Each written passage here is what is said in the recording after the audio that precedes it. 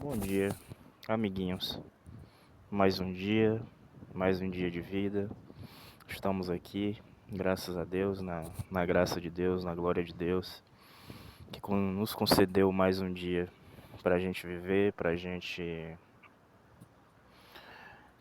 cumprir nossa missão, nosso propósito, que é para isso que nós estamos aqui. E muitos estão vivos, mas não estão vivendo, porque não estão dentro do seu propósito, não é? Dentro do seu propósito de vida.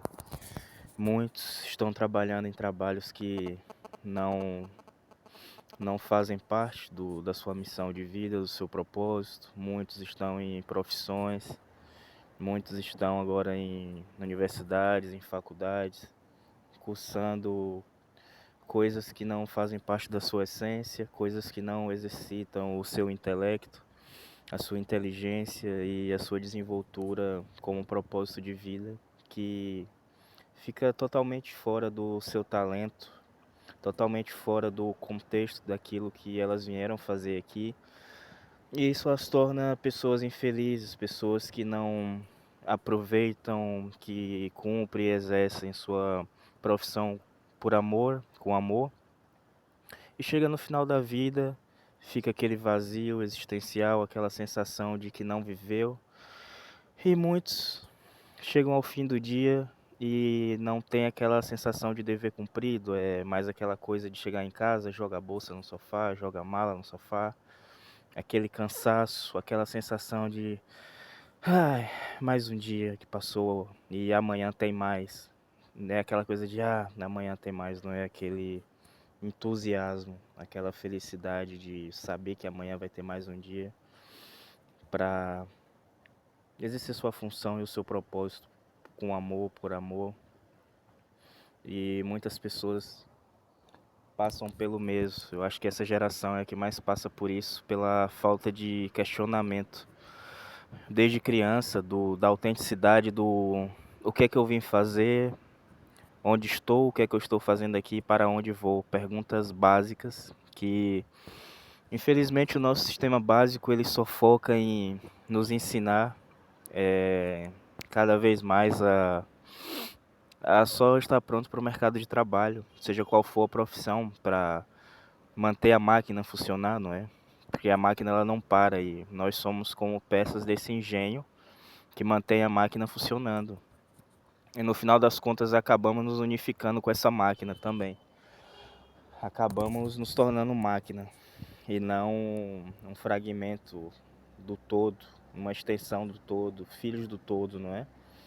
Porque se ouvíssemos mais o nosso espírito, nós nos uníamos e nos aprofundávamos mais na espiritualidade e teríamos muito mais respostas para as nossas questões. Nós, por intuição e por fluxo energético ou divino, seja qual for, a vida abriria mais portas para nos encontrarmos e encontrarmos aquilo que buscamos e procuramos. Porque essa nossa busca sozinho é uma busca sem sentido, porque é um estado de sobrevivência, fim ao cabo. Porque nós acabamos nos inserindo numa sociedade que corre, corre, corre e não para por minutos, não se refugia, não é? Desde cedo somos implantados que temos que conviver o tempo todo, temos que estar sempre acompanhados, temos que estar sempre cercado de amigos, cercado de pessoas, entre familiares, sair de um relacionamento, entrar em outro. Eles chamam isso de solidão.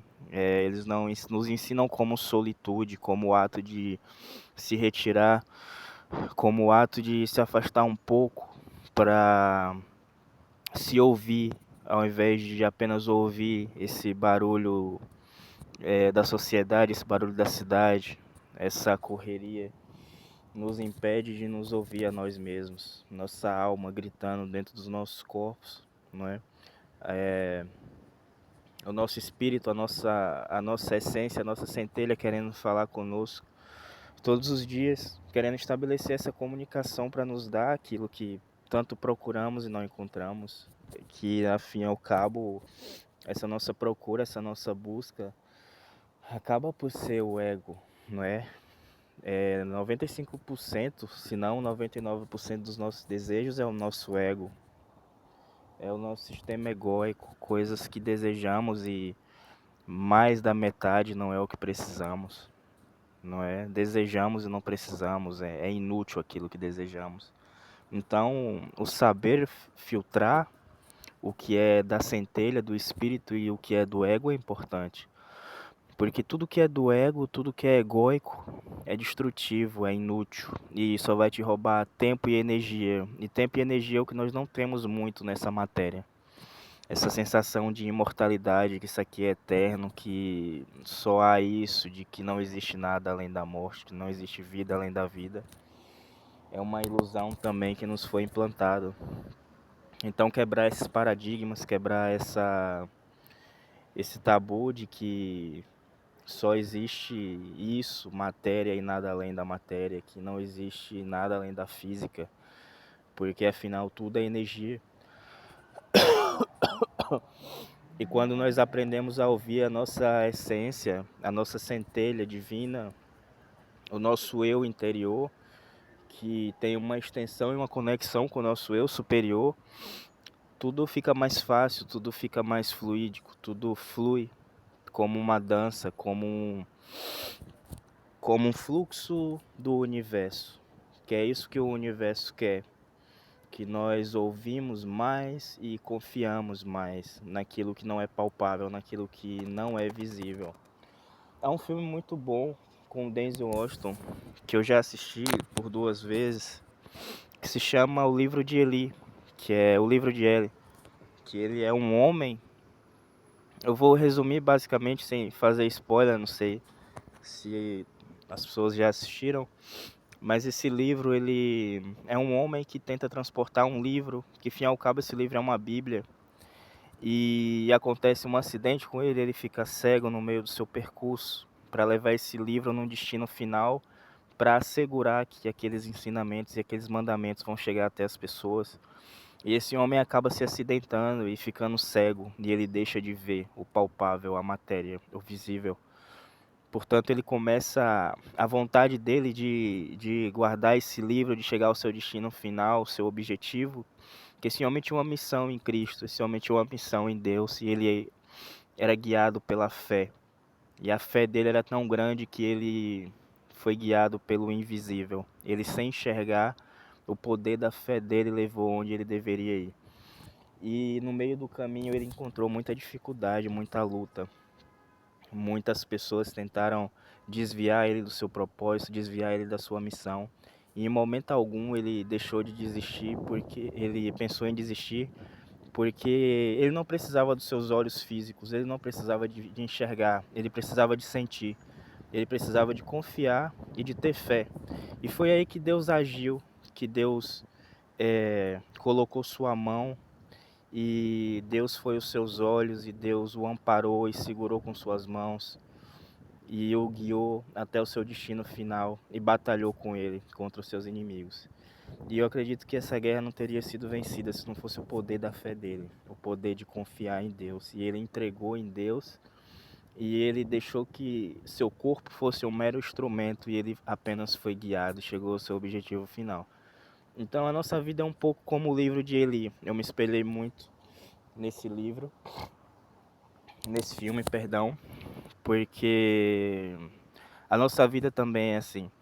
A gente não precisa dos nossos olhos físicos, a gente não precisa enxergar, a gente não precisa ver o que é palpável, a gente apenas precisa confiar, entregar-se e deixar Deus usar o nosso corpo como um instrumento. Porque o que tem dentro desse corpo é uma centelha, e essa centelha é uma ligação energética com o todo, e ele vai te guiar, ele vai guiar o seu corpo até o destino final. Independente da sua condição física, financeira, se você está hospitalizado, se você não tem os seus membros, se você está numa cadeira de rodas, se você tem uma depressão, se você tem uma limitação fisiológica, como o álcool, a bebida ou a droga, nada disso vai te limitar se você fizer como ele, se permitir ser guiado, tá bem? Muita luz, muita paz, que Jesus abençoe esse nosso dia.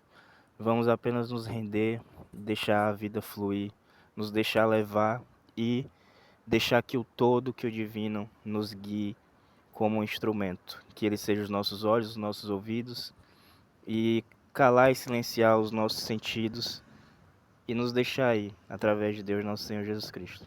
Muita luz, muita paz e que Deus abençoe.